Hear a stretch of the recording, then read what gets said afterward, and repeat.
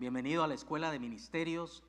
Estamos felices y doy la bienvenida a los pastores y líderes y les decía a los que no saben qué es lo que Dios va a hacer con sus vidas, pero déjeme decirle que muchas veces el misterio de nuestro llamado, el ministerio del propósito que Dios tenía para nosotros, se revela y se manifiesta eventualmente y después nos damos cuenta por qué Dios nos encaminó a distintos lugares y a distintas experiencias, preparándonos para lo que Él tenía para nosotros. Yo espero que algún día sea mi alegría saber que están sirviéndole a Dios y que lo que aprendieron en este lugar les ha servido y les siga sirviendo para hacer cosas maravillosas que le traigan gloria a nuestro Señor. Quiero hacer un pequeño resumen para poder tomar la clase de hoy en el contexto de lo que hemos hablado. En teología bíblica y sistemática tenemos que poner la Biblia al centro. La Biblia viene a ser la base, la Biblia viene a ser el objeto de nuestro estudio y la base de nuestra persuasión doctrinal. De ahí la importancia de que nosotros estudiemos primero las Escrituras para poder saber que aquello que estamos enseñando o aquello que estamos creyendo tiene una base sólida. Ahora, antes de poder hablar de las Escrituras, tenemos que hablar de Dios, la existencia de Dios, la negación de Dios. Tenemos que hacer uso de toda herramienta, inclusive de todo lo que la ciencia hoy nos presenta y que demuestra y manifiesta que este universo no es casualidad ni es el fruto de una evolución que no tiene base ni tiene sustento. Pero cada vez más la ciencia demuestra que el universo tiene que haber sido diseñado inteligentemente. Las leyes de las matemáticas, las leyes de la ciencia, la gravedad, los elementos que se conjugan para poder darle vida a este planeta dentro de este universo y dentro de todo lo que es la naturaleza. Cada diseño, desde un microbio, desde un insecto hasta los mamíferos y todas las criaturas, manifiestan un diseño maravilloso y que tiene tantas y tantas capas o tantos y tantos elementos. La complejidad de la creación señalan no casualidades, señala un diseño inteligente. Luego se añade la ciencia de la informática y nos demuestra que es imposible que algo funcione solamente con la materia y la energía. Se necesita información. Oiga eso, lo vuelvo a decir.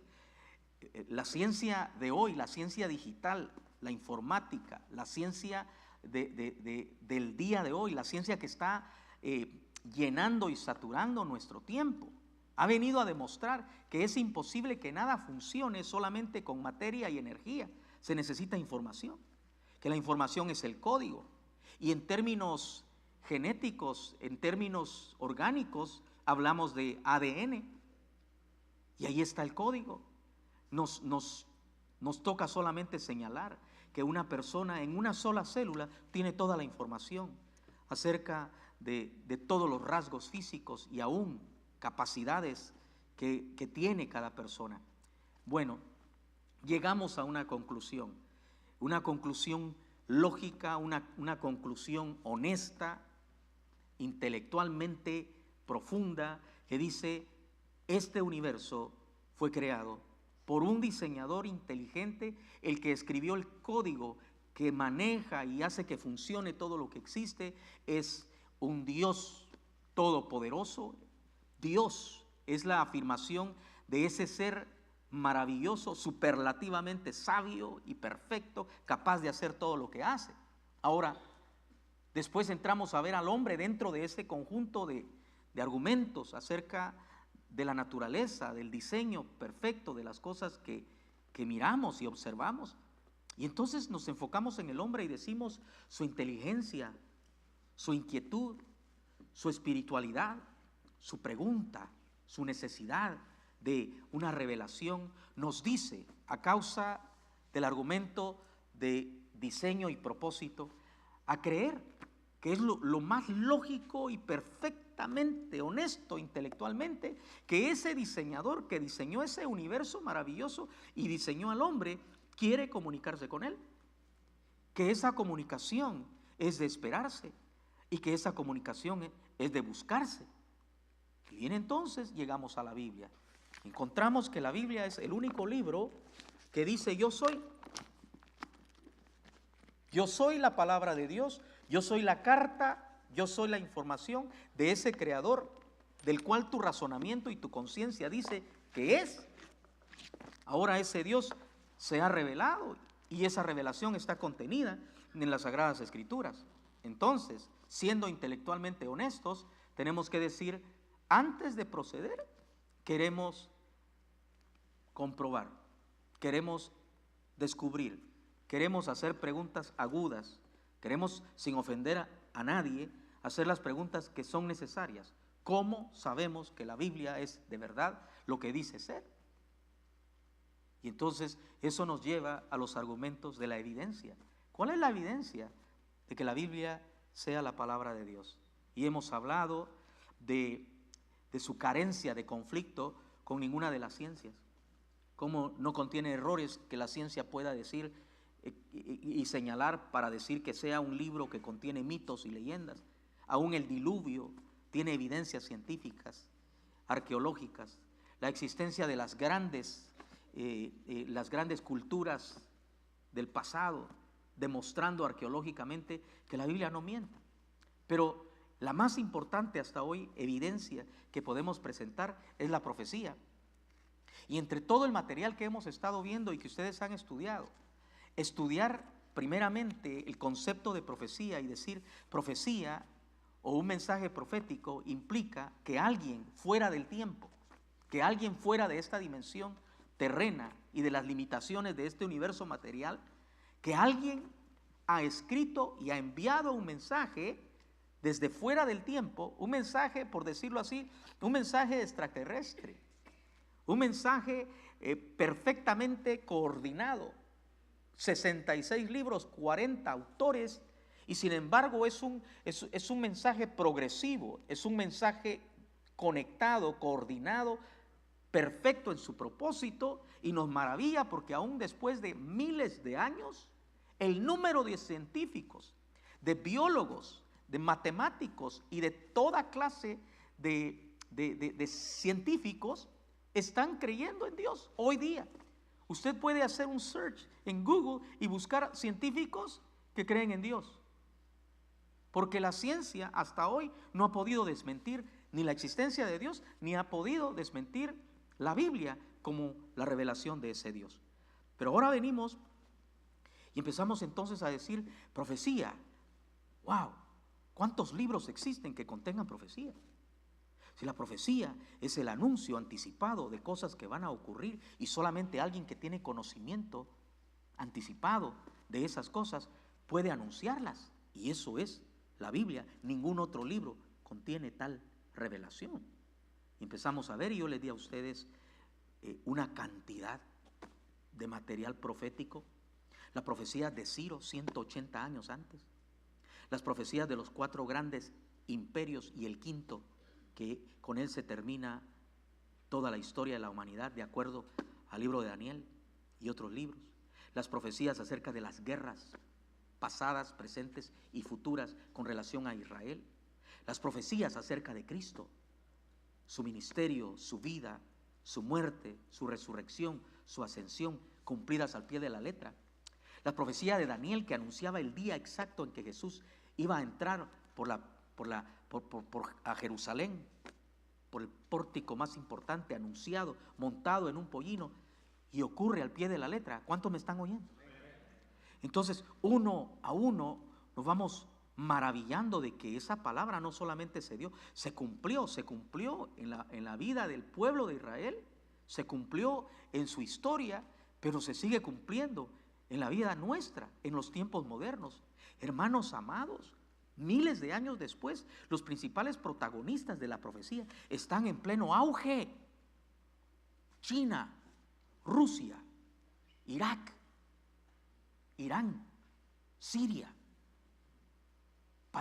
los países de África, Europa, nombrados en muchas ocasiones por nombre y anunciados que al final de los tiempos todavía estarán vigentes como potencias en el panorama geopolítico, militar, social de todo el planeta, porque hoy estamos conectados, es un sistema mundial. Cuando las profecías que hablaban de un sistema mundial de comercio, un sistema mundial político, un sistema mundial militar, cuando esas profecías se predicaban todavía hace 40 años, muchos no podían creerlo. ¿Cómo? Si cada país estaba dividido. Pero a partir de Nixon, que fue el primero que abrió la puerta a conectar de nuevo las relaciones con China, a despertar ese gigante, y después los siguientes presidentes americanos, sus siguientes, afianzando esto, si fue Estados Unidos a través de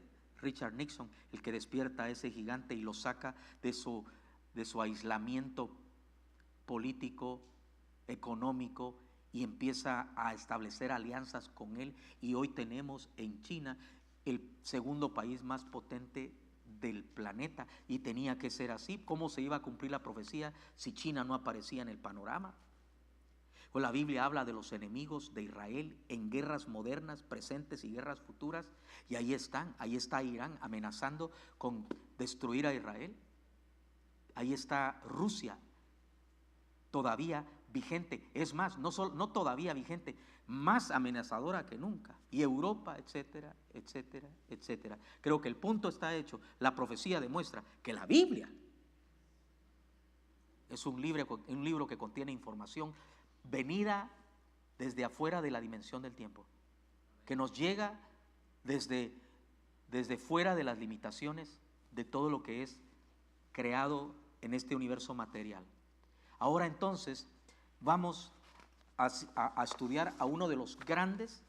Este es uno de los grandes de la teología conocida en Latinoamérica, porque que yo recuerde, el libro que se estudiaba en los institutos bíblicos, el libro de teología bíblica y sistemática que se estudió por décadas y décadas, y todavía a mí me alcanzó y me tocó estudiar en 2 distintas instituciones el libro de teología bíblica y sistemática de Meir Perman, y yo escogí, aunque estamos usando el libro de teología, Fundamentos de Teología Pentecostal, ese libro que nosotros estamos usando, y yo les explicaba, tiene todo lo que tiene Meir Perman, pero aparte de eso tiene unos tremendos capítulos que tienen que ver con el mover del Espíritu Santo, y eso es importante para nosotros porque somos cristianos, y somos cristianos que creemos que si se ha de seguir la instrucción de la Biblia, entonces ha de ser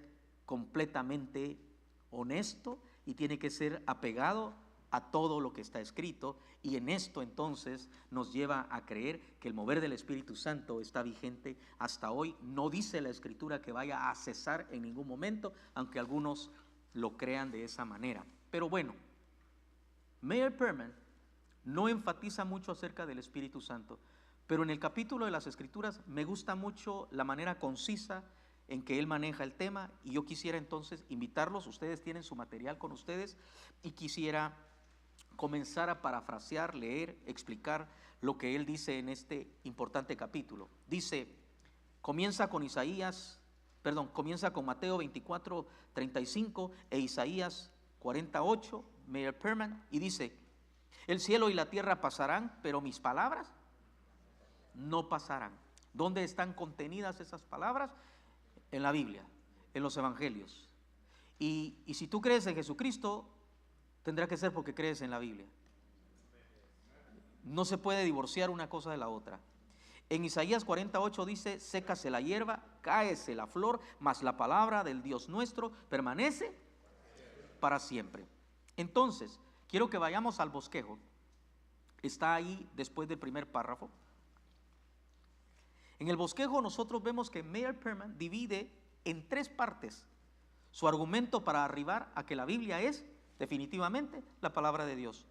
Lo primero, el primer subtítulo dentro de su bosquejo es: hay necesidad de las Escrituras. Amén. Y lo subdivide en 3 argumentos. Tal revelación debe desearse. Segundo argumento, tal revelación debe esperarse. Y tercer argumento, tal revelación sería expresada en forma. ¿Hemos hablado de eso en clase? Por supuesto que sí. Pero en el próximo examen va a venir preguntas semejantes. Escriba usted el segundo argumento de la primera división en cuanto a las escrituras por Meyer Perman, acerca de las escrituras. Entonces, tal revelación debería esperarse. Comentemos de todas maneras para no saltarnos rápidamente, aunque ustedes ya han estado empapados del tema. Tal revelación debe desearse. Todas las culturas, todas las sociedades primitivas, o como quiera llamarlas, del pasado milenial, deseaban tal revelación. Y la pregunta y el anhelo de saber, las preguntas existenciales, o saber la respuesta a las preguntas existenciales. ¿Existe Dios? ¿Cómo es Dios? ¿Cuál es el propósito para el cual el cual he nacido? ¿Cuál es el propósito de la vida? Y si hay Dios, ¿cómo es Él? ¿Y qué quiere de mí? Y entonces nosotros lo decimos de esta manera. Por favor, ponga atención, porque más adelante usted va a tener que fundamentar sobre un argumento parecido. Si no es idéntico, parecido, porque yo no lo invito a usted a que memorice lo que yo digo y después lo repita simplemente. Yo quiero que usted piense, y si usted le cambia la manera de expresarlo, pero sigue conteniendo los mismos principios, magnífico, porque lo que importa es que usted entienda el argumento. Y el asunto acerca de las culturas antiguas buscando esa revelación trae la pregunta. Hay personas que me han dicho a mí: pastor, pero los que no tuvieron esa revelación, los que no tuvieron ese conocimiento. Y entonces yo te quiero llevar al principio de la explicación bíblica. En el principio Dios creó al hombre, varón y hembra los creó. ¿Puedo tener un amén ahí? Y son Adán y Eva los que reciben revelación. Tienen una revelación tal, tienen una cercanía, tienen relación con Dios. Y entonces los teólogos, yo creo, junto con muchos de los que estudian la palabra de Dios, que Dios tuvo que haber instruido a Adán en todo lo que tenía que ver con él. Ahora, toda la humanidad viene a partir de Adán y Eva. Es decir, todas las etnias que habitan este planeta tienen su origen en Adán y Eva, ¿sí o no? Ahora, ¿quién debería enseñarle al hijo acerca del Dios que ha conocido? Los padres. ¿Están seguros? No, es que no todos contestaron. ¿Están seguros que son los papás los que deben enseñarle fe a los hijos? Entonces, ¿en qué momento los descendientes de Adán dejaron de enseñar la existencia de Dios? Aquí cabe un Quiere decir que en cualquier rincón del mundo en donde existan seres humanos que desconocen a Dios, no es porque Dios no se los haya revelado, sino porque la responsabilidad de sus progenitores les falló. Y ese problema lo tuvieron los descendientes de Adán y lo siguen teniendo muchos creyentes hoy día. Él cree en Dios, es un tremendo creyente. No vamos a decir que él no sea creyente. El hombre ama a Dios, pero los hijos no tienen fe, no conocen a Dios. Que a veces la persona mantiene una relación personal con Dios muy linda, pero se le olvidó transmitirle la fe a sus hijos. Entonces, en primer lugar, todas las etnias, todos los grupos humanos, desde los tiempos más antiguos descubiertos, han buscado esa revelación, y por buscar esa revelación y no encontrarla, terminaron en las grandes herejías paganas que hasta el día de hoy nos maravillan, ¿verdad? En Centroamérica y México, los dioses fueron medias verdades y medios inventos, porque tenían un concepto de que había Dios, pero no sabían cómo era Dios. Entonces Su imaginación comenzó a darles respuestas. Imagínese usted ese Dios que es una serpiente emplumada, ¿verdad? O en el caso del Popol Vuh, hablando de y la diosa Ishmucané y los hombres de maíz, dice que me la imagino yo echando tortillas y decidió hacer hombres y mujeres de maíz. Y suena bonito, ¿verdad? Hombres de maíz. Sí, pero eso es un mito y es una leyenda. Y si vamos a las religiones que adoran a los animales, a ratas, monos, lagartos, elefantes, vacas, santo cielo. El punto que quiero decirles es que se degeneró, pero no quita el hecho de que en todo lugar tenían que inventarse algo, porque la necesidad de saber, porque esa revelación está en la pregunta innata que tiene el corazón. ¿Quién es Dios? ¿Existe Dios? Y si existe Dios, ¿quién me habla de Él? ¿Quién me enseña de Él? ¿Cómo hago para conectarme con Él? Tal revelación debe desearse, porque queremos, al tener la pregunta, queremos la verdad. Y yo les voy a confrontar a ustedes entonces con esa realidad. ¿Cuántos quieren la verdad?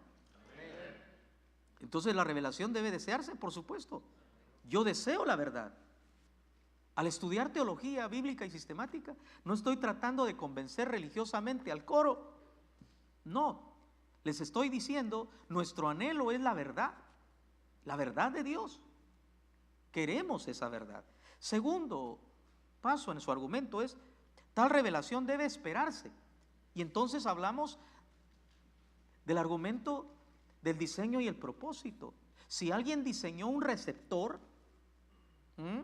¿qué es un radio? Un receptor. ¿Qué es un teléfono? ¿Para qué sirve un teléfono? ¿Para qué quieres un teléfono? Para comunicarse, ¿verdad? ¿Con quién? O sea, si no hubiera con quién comunicarse, ¿para qué crear un receptor que percibe las ondas de comunicación en el aire y transmite la voz de aquel que te está hablando? El que diseña el receptor es porque tiene obviamente un transmisor. Es para que una información llegue de parte A a parte B. Entonces, el hombre es un receptor. ¿Alguien me está oyendo? Espiritualmente, intelectualmente, a nivel de alma, a nivel de necesidad, el hombre es capaz de recibir código informático, analizarlo, transmitirlo. Y no solamente el hombre tiene el diseño que lo hace capaz de recibir información a nivel espiritual, a nivel mental, a nivel de alma, pero el hombre también tiene por diseño la necesidad, tiene la pregunta. Entonces, dijimos en una de nuestras clases, el que diseñó al hombre con la pregunta, quiere comunicarse con él, por lo tanto, tal revelación debe esperarse. ¿Vamos bien? Tercero, tal revelación sería en forma escrita. Y nuestro argumento al llegar ahí es, estudiemos el desarrollo cultural de la raza humana en todo lugar del mundo.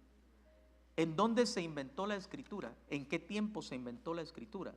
La escritura cuneiforme, allá por donde estuvo el imperio babilónico, todas esas áreas de la Mesopotamia, ahí nace la escritura, ahí nacen los números, Arabia.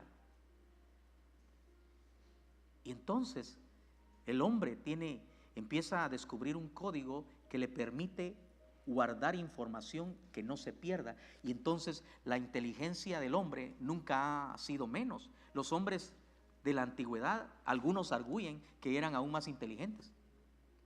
O sea, la capacidad mental de aquellos antepasados en nada era menor a la de ahora. Hermano, si hay gente que hoy, en el año 2017, todavía tiene problemas para hacerse entender y para entender a otros y para hacer, ahora con tanta ayuda tecnológica, con tanta ciencia acumulada, Imagínate en aquellos milenios, cuando no había ninguna manera de tener ese cúmulo de información, sino la única información que tenía era la que te transmitían de manera verbal tu comunidad. Se sentaban a platicar y te contaban historias, y en esas historias te daban la instrucción acerca de cómo cazar, acerca de cómo vivir, acerca de cómo hacer, y lo único que podían transmitirte estaba limitado a la capacidad que tenía el que te estaba instruyendo. Quiero que vean eso. O sea, tu capacidad iba a estar limitada por aquel que te estaba enseñando, porque no podía enseñarte más de lo que él sabía. Entonces, solo lo que él sabía podía transmitirte, tu papá o el abuelo de él y los ancianos de la comunidad, perdón. Pero hoy día nosotros vemos que la Escritura modificó eso, porque a través de la Escritura, que incluye matemáticas, no solamente las letras, empezaron a acumular información. Entonces lo que yo descubría hoy, empezaron los hombres a dejar escrito y otros a heredar lo escrito y acumular sobre ello las nuevas versiones, los updates de esa información. De manera que al llegar nuestros días, nosotros podemos estudiar cualquier tema, de cualquier disciplina, de cualquier ciencia, porque existe un cúmulo maravilloso y grande de información. Y eso ha llevado a la ciencia de hoy a hacer todo lo que estamos haciendo. Es el cúmulo de información. Un niño va a la escuela, y me estaba diciendo alguien que antes de los 3 años, estaba hablando con una persona esta semana que me dijo que antes de los 3 años su mamá ya le había enseñado a leer. Que cuando fue a la escuela se maravillaban su maestra porque él ya leía y escribía. Cuando fue a la escuela, a los, me imagino, 5 o 6 años. ¿Por qué? Porque existe la escritura. La escritura te capacita o te permite, perdón, es una herramienta que te permite recibir la información que otros heredaron y luego a partir de ahí puedes hacer lo tuyo. Entonces, en el argumento acerca de las escrituras, esa revelación es de esperarse que esté escrita, porque de todo lo que los hombres pudieran transmitir, la revelación de Dios tenía que ir parte 1, lo más importante. No había veracidad en la tradición, porque la tradición dice cosas que cuando el otro las repite, ya salen de otro modo. Yo les he contado a ustedes esa historia, les hago una broma. ¿Se acuerda del pastor que viene saliendo de su auto, tiene que usar el teléfono? Ocurre que allá hay una cantina, pero él solo está usando el teléfono. Alguien llama y dijo, vi al pastor enfrente de la cantina, y eso estaba, sí, es cierto, pero no dijo más.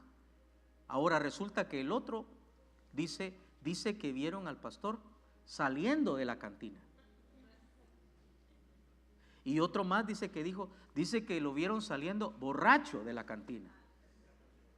Y ya cuando los últimos se enteraron, ya la historia dice que tirado de borracho estaba ahí afuera de la cantina. Y nosotros jugamos algo, si ponemos 10 personas y le susurramos algo al oído y le decimos que se lo diga al que sigue lo más rápido posible, cuando llega en 10 versiones, ya no llega igual, perdió. Imagínese usted milenios transmitiendo información solamente por medio de la tradición oral. Entonces era de esperarse que fuera escrito. Y entonces la Biblia se llama las Sagradas Escrituras, un mensaje milenial, 4,000, casi 5,000 años, se cree en algunos de sus libros, siendo ahora el mensaje que podemos tener en nuestra mano. Así es que vamos a quedarnos ahí en este segmento y recuerde que vamos a usar este material para exámenes. Incline su rostro, vamos a pedirle a Dios que nos bendiga. Padre, bendícenos mientras estudiamos la revelación, mientras estudiamos la veracidad de las Escrituras, y Señor, te pedimos que cada uno de los que aquí estamos pueda crecer, madurar, fundamentarse, para que el día de mañana puedas usarlo poderosamente. En el nombre de Jesús, mi Dios amado. Amén y amén.